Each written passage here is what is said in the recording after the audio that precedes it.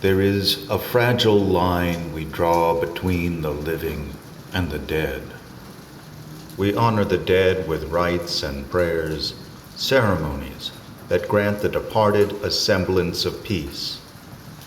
It is our way of making sense of mortality, a means to find beauty in the unyielding finality of death. For most, this is enough. The mystery of what lies beyond remains untouched, revered, and avoided. Yet, there are some who cannot accept the boundaries of life and death. Some, who consumed by a feverish hunger, yearn to unearth the secrets buried long ago. They search not for knowledge or enlightenment, but for the thrill that only the forbidden can bring. Whether driven by boredom or twisted fascination, they defy the laws of men and the gods alike. They are the desecrators of the dead. In their eyes, the grave is no sacred resting place, but a treasure trove of morbid curiosities, a gateway to sensations withheld from the world of the living. They believe themselves to be artists, pioneers of a dreadful aesthetic, finding beauty in decay and joy in corruption. And it was from this very hunger, this unholy urge to gaze upon the forbidden, that led two men, Robert and St. John, to begin a descent into the blackest depths of human depravity, where death itself would become their accuser, and where no rite or prayer could save them. The Eldritch Episodes presents The Hound by H.P. Lovecraft.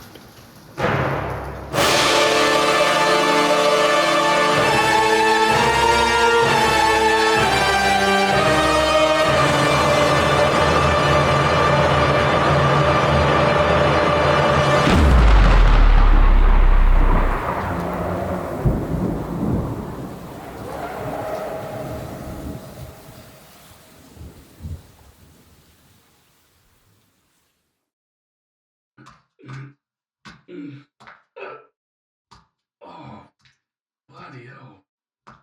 Oh, just a bit more, St. John. Careful with the corner. This box is quite heavy. I noticed. If you could lift your end a little higher, that might help.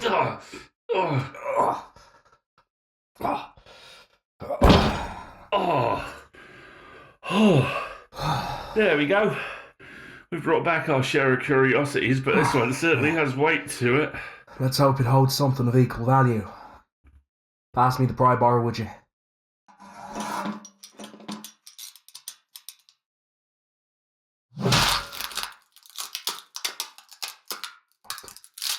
Come on. Give way. Alright, let's see what we've unearthed. Sand. We go to such lengths, and for what? A box of sand. Strange. Why would someone bury themselves with sand? There must be something more here. Give me a moment. There's something here. A photograph. Well, now we're getting somewhere. Let me see though. To my dearest love, may we be together forever, even beyond the shore. So, it's sentiment. We carry this box of earth and bones halfway across the city, and all we find is a memento from some love affair. It is peculiar though, isn't it? To be buried with this. The sand, the photograph, it must all have held meaning. Look around us, Robert. We've collected relics. Built a small museum, I suppose. A tarnished compass that can't seem to find north. A locket with a strand of hair from someone we'll never know. that cracked monocle we found in the old doctor's crypt, and the wooden soldier we took from the child's grave. Yeah, pieces with stories, if you ask me. Not just any museum would appreciate such delicate treasures. Trinkets! All of them! Trinkets and scraps. Aye, they're curious in their own way, but they're just remnants. They don't capture what I'd hoped for. Something rare. Something beyond the ordinary. All these small relics, they lack a spark. And this then? The sand, the photograph, love itself. It may seem mundane to us, but it held meaning. Doesn't it fit your vision of what we're collecting here? Doesn't it say something? Perhaps. But love is everywhere, Robert. How many graves must there be in this world with some sentimental token? This could be anyone's story, nothing unique to it. True. But perhaps the ordinary has its own significance. Even these humble trinkets, these forgotten things, they were once cherished. That's part of it, isn't it? Art isn't always about grandeur. Sometimes it's about framing the small things in a way that make them matter. The king's throne, still just a chair. You'd find meaning in a rusty nail if you thought it told a good story. But I wanted something exceptional, something that couldn't just belong to anyone. Then we'll keep searching, but there's beauty in the ordinary too. Not every addition to our collection has to be spectacular. Sometimes even a copper button or an old ring carries away all its own. Very well, Robert. We'll call it ordinary, if we must. But I still dream of that one piece that could outshine the rest. For now, this love token will have to do.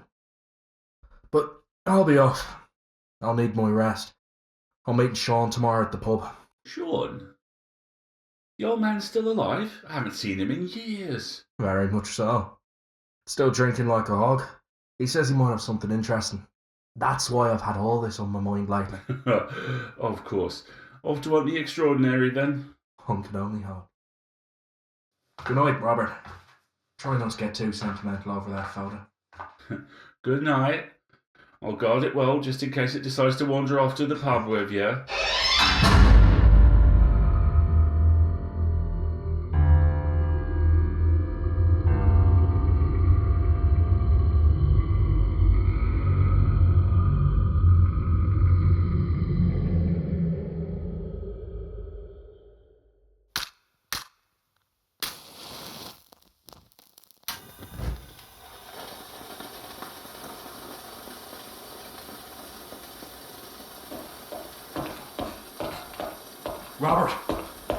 Robert, you'll never guess what Sean told me last night. It's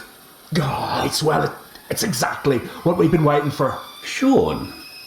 Oh, that old Irish fool's still spinning his stories then, and you're still falling for him? Oh, he's around, alright, and as sharp as ever, and he's found something rather curious. This isn't just a story, Robert. Sean came across a letter, an actual letter. He found it in the pocket of a corpse left in some filthy alley. A corpse in an alley? And a letter? This wasn't just any corpse, Robert. The man was an American, judging by the papers he carried. A professor from some university near Boston. And as for the letter, it was from a priest. A Dutch priest, writing to warn this American about a grave he'd been researching over in Holland. A warning? The letter said that this American had been asking about a certain burial. One of an infamous grave robber. A man buried with an amulet he had stolen from a royal tomb. According to the priest, that amulet was cursed and said to bind the grave robber's soul to him, and anyone who disturbed it risked incurring the man's wrath. A cursed amulet? And you're eager to go after it? I have to ask, why exactly would you want something that is supposedly cursed? That's just the priest's superstitious nonsense. You and I both know the curses are for the easily frightened. How many times have we heard that we would be cursed by something? But the amulet itself, imagine the intrigue, Robert. This isn't just another trinket. This is exactly the kind of piece that could make our collection extraordinary. I'm sure it would be extraordinary, but I think you're forgetting something important here. Going off to Holland won't come cheap, and if this turns out to be another wild tale, we will have wasted money we do not have. Robert, we've spent years collecting odds and ends. Interesting perhaps, but never anything truly remarkable. This amulet could be the very thing to set us apart. Imagine the story of the royal amulet of a grave robber, infamous in his day. Something people haven't dared touch in centuries. It is a fascinating notion. I will grant you that. But there's a difference between a story and a sound investment, St. John. I'm not so eager to spend our last bit of coin chasing down tales. Since when has coin alone driven us, Robert? We're in this for more than mere possession. This is our life's work, our art. And we've been waiting for a find like this, a chance to hold something that has haunted history. It's worth the risk. Very well. You made your point. But if this amulet turns out to be a locket with a broken clasp, I will hold you to every last penny we spend getting there. Then it's settled. We'll set out for Holland and finally claim a piece truly worthy of the legends. I have a friend in Tilbury that works at the docks. He might be able to help us get to Holland. Fine. But listen, if this turns out to be nothing but a tall tale from Sean, remember, you will owe me far more than a drink.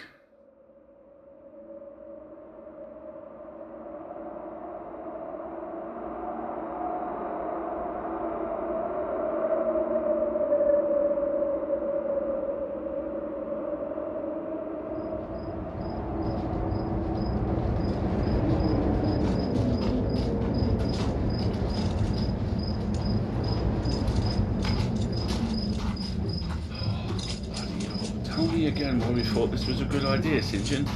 The freighter from Tilbury, sleeping on that wooden floor with rats scuttling about. My back still hasn't forgiven me. Oh, come now, Robert. Think of it as part of the adventure. We made it, didn't we? Yes. Practically only a few hours of walking in the freezing cold fog.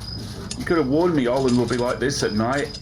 This fog's thick enough to choke on. It's colder than the grave itself. Isn't it perfect? Think of the atmosphere. This is exactly how legends are supposed to be pursued, under the cover of mist and moonlight. Legends and moonlight. I'll believe in the legend when I see it. That damn Sean better not have set us out here just to find some old pot shards and cracked headstones. Well, if it's any consolation, we'll know soon enough. We're close now, aren't we? Just picture it. If that amulet is anything close to what Sean described, it could be the very treasure we've been waiting for. I'm telling you, Robert, this is worth it. It better be. I hate to think I'm risking pneumonia for an empty patch of dirt. If I start coughing up fog tomorrow, I'm holding you responsible. Nothing ventured, nothing gained. Besides, I thought the great Robert was made of sterner stuff. Oh, I will show you sterner stuff when we're back in London.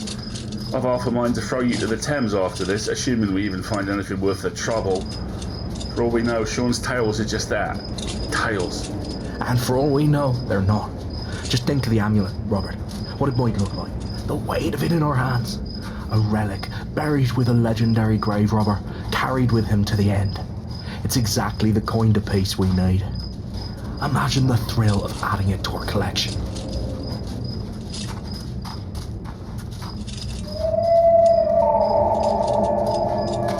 And there it is. Speak of the devil. I do not like this place. I have a bad feeling about this. Come down, Robert. Just a stray dog. Nothing to worry about. Focus on the real prize. Look, in the fog. Is that it then? The church Sean mentioned. Let's get closer.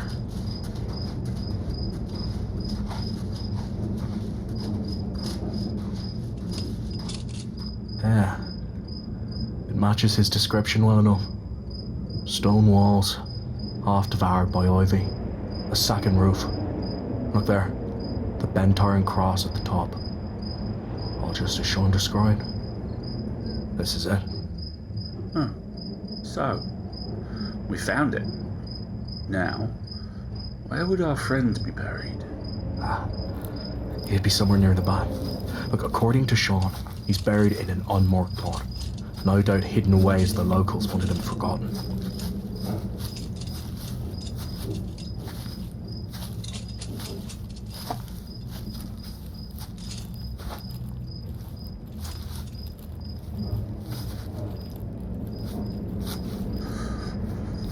Is it just me? Or has it somehow got even bloody colder now that we're near the church? The air feels wrong somehow. Unsettling. Oh, Robert, don't start with the dramatics. It's the middle of the night in November. Of course it's cold. Now, look here. Sean was right. Just as he described it, no marker. A plot set apart. Forgotten by the world. Yeah, forgotten and all the better for it. For all we know, the locals left this place untouched for a good reason. It's exactly why we're here. To uncover what's been hidden. To bring back a piece of the past. Perhaps even a cursed piece. If the stories are to be believed. Isn't this what we wanted? All along? Fine. Let's get on with it then.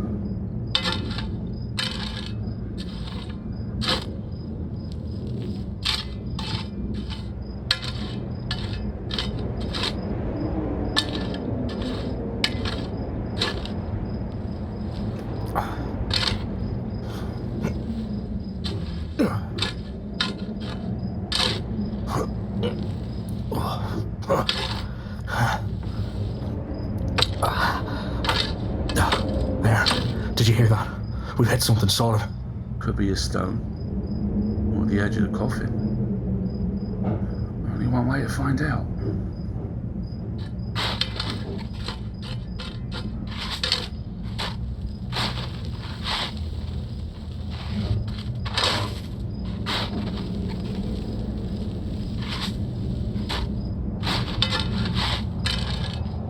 There it is. The coffin, just as Sean described. Remarkably intact for how old it must be. But look, see those carvings? Strange symbols. Could be markings from when he was buried. Protection charms, maybe. Or warnings. Or maybe the locals really didn't want this disturbed. Nonsense. Warnings or not, he's not the only one to take a bit of superstition to his grave. Let's open it.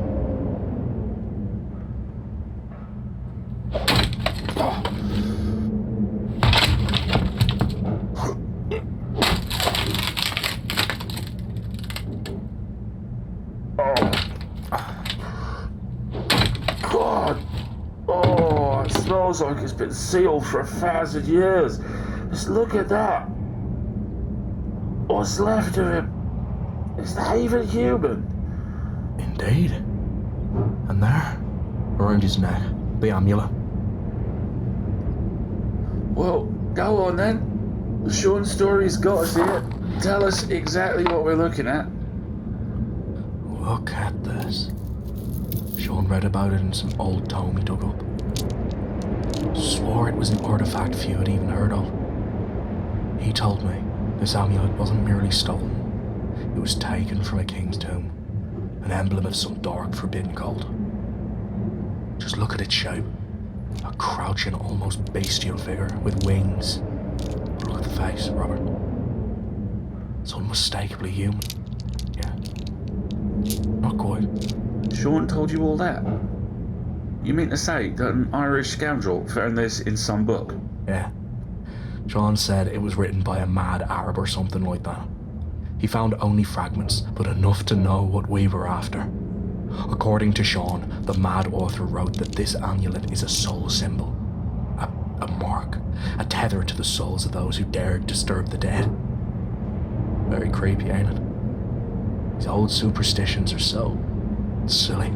A soul symbol. A tether to the dead. This is the kind of thing best left buried. Look around. This place feels cursed. Cursed. Really, Robert? I thought you'd be above such tales. Sean might be fond of his old stories, but we know better, don't we? Imagine adding this to our collection. A relic no one's dared touch in centuries. Besides, if the locals left it alone, it was probably out of fear. Not proof of any curse. Fear has its reasons, St. John. Just holding this thing feels unnatural. How, Robert, that's precisely what makes it so remarkable. According to Sean, this amulet is something of legend, a symbol of a ghastly cult of corpse eaters, those who claim forbidden knowledge by feasting on the dead. The book he found spoke of something like that. You mean to tell me Sean thinks this amulet came from a cult of corpse eaters? And that we are holding on to something from Leng, wherever that may be? Come on now. Do you really think corpse eaters are lurking about? The tale is as old as dust itself, and just that, a tale. Still, it makes my skin crawl. I'd rather not end up the next story Sean tells at the bar. Not if it's as extraordinary as this. Imagine it displayed among our relics. This amulet is not cursed. It's misunderstood, and we're the ones who understand it. There it is again. That damn towel. But there's something about it. Doesn't sound like any dog I've ever heard. Just a stray. Probably disturbed by our digging. Nothing to be afraid of. Look, focus, Robert. This is what we came for. We travelled too far to let a bit of barking scare us off. Perhaps, but if I didn't know better, I'd say we are not alone out here. That howl feels like it's watching us. Oh no, you're really letting Sean's ghost stories get to you. That the only thing watching us here is the amulet. A rare, misunderstood piece with a grand history behind it. And soon enough, it'll be ours to display. Fine. Let's just get out of here before anything else decides to make itself known. Lead the way, and let's pray that whatever we heard keeps its distance.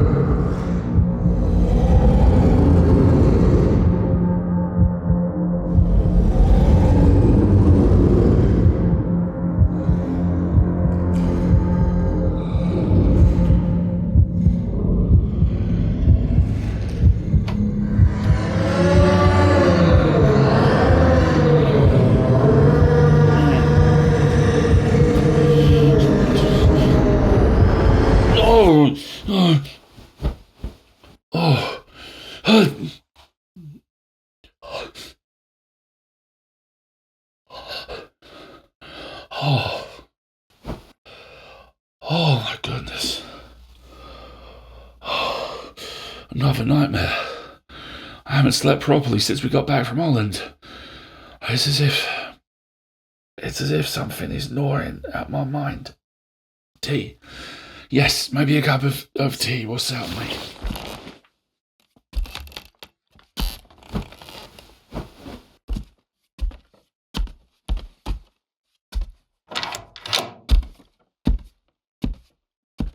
What in the devil? Blood. Blood on the floor. What on earth is going on?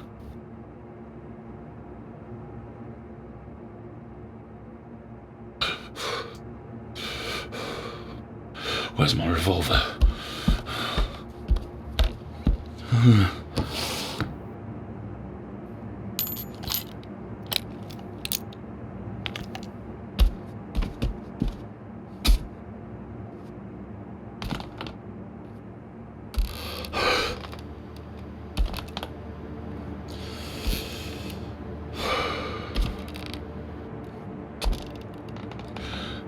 St. Are you there?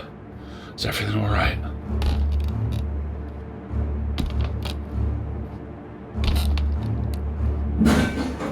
St. John, where are you?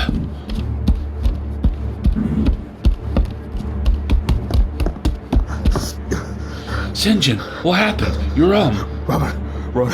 It's close, boy. It's coming. No time What's to explain. coming? What attacked you? We have to go. That's the thing. It knows. It's after the amulet. We have to get to the basement. No. St. John, what is going on? What is after us? Run, Robert. No.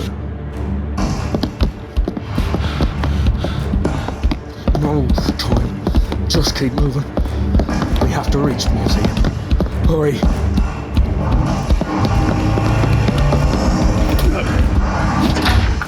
St. John, what are you doing? Get in here. It's the amulet. Robert, that thing is after me. It wants the amulet. Don't open the door. Are you mad? Let me help you. You can't face that thing alone. No. It's too late. It's me. I should just stay there. Don't open the door. St. John, what's happening?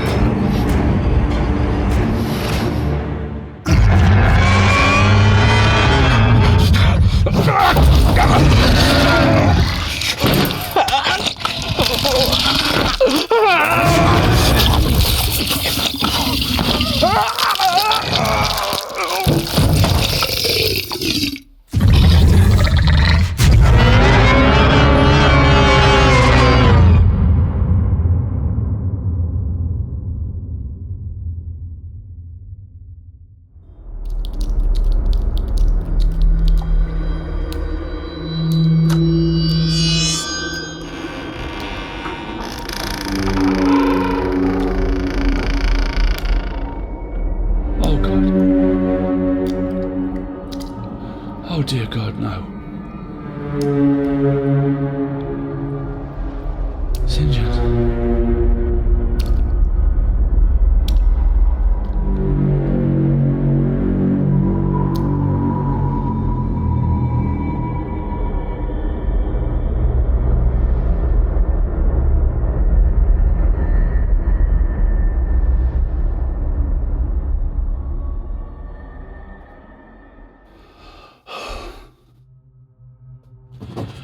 I scarcely know how to put these final words to paper, for I feel madness creeping closer with each stroke of the pen. St. John is dead, yet his death haunts me still.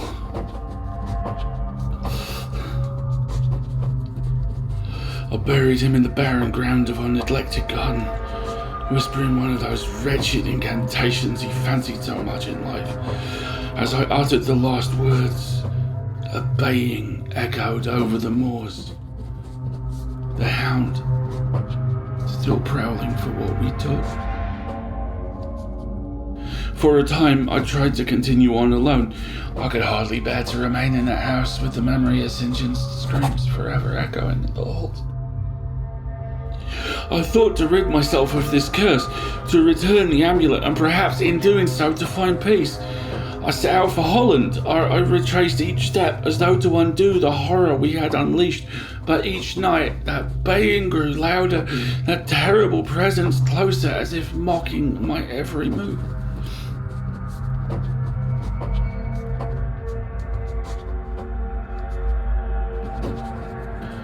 But as I prepared to return the amulet to its unholy grave, it was stolen from me, slipped away by some nameless thief in the night. That very evening, I heard of a massacre in the city's darkest quarter, an entire family ripped apart by something monstrous. I knew then, beyond any doubt, that this was not some mere tale of curses and tombs. It was real. The Hound had claimed yet more lives, and I was still bound to its wrath. I returned to London, hoping perhaps the city's crowds and lights might afford me some measure of peace. But the baying followed me there too, a sound that still now gnaws at my very soul. Shadows lingered, wherever I went. I could feel eyes upon me in every alley and dimly lit corner. Each night I have caught glimpses of a black shape trailing me. Its movements unnatural, as if something neither living nor dead haunts me still. Desperate, I searched for Sean. I thought perhaps he could tell me more or somehow unravel the madness that had overtaken us, but when I inquired, the locals told me that the old man hadn't been seen in years. Yes. Yet St. John had spoken to him, or so he said. What manner of illusion had ensnared us? Years.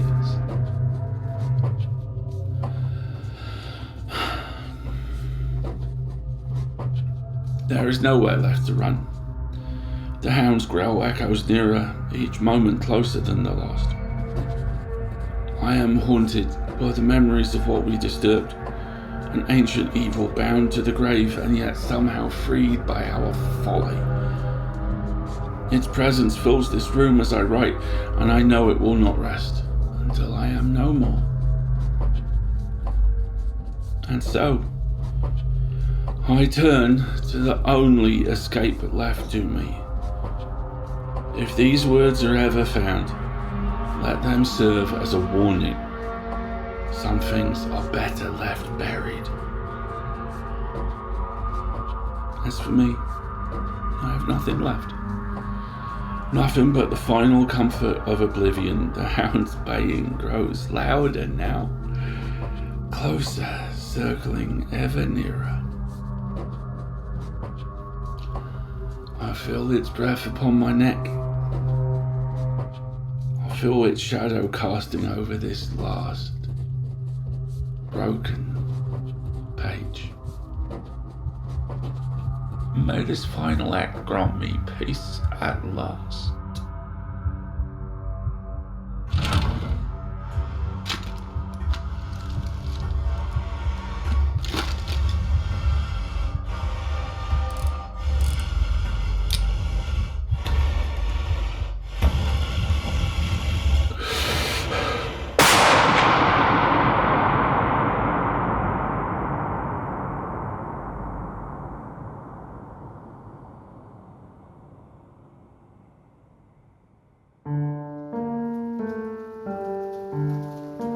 There are boundaries drawn for a reason, and those who trespass may find themselves trapped in realms beyond hope or salvation. The hunger that led Robert and St. John into the depths of blasphemy brought only ruin in return. A curse born from their own hands, their own desires. In the pursuit of sensations hidden from the living, they uncovered horrors that defied even the darkest recesses of imagination. Chris Harris-Beechey as St. John, Alasdair Stuart as Robert, Jeff Devine as the narrator. Illustration by Hound. Directed, edited, and produced by João Victor Vila. This has been The Hound, brought to you by the Eldritch episodes. Beware what you seek, or it may find you.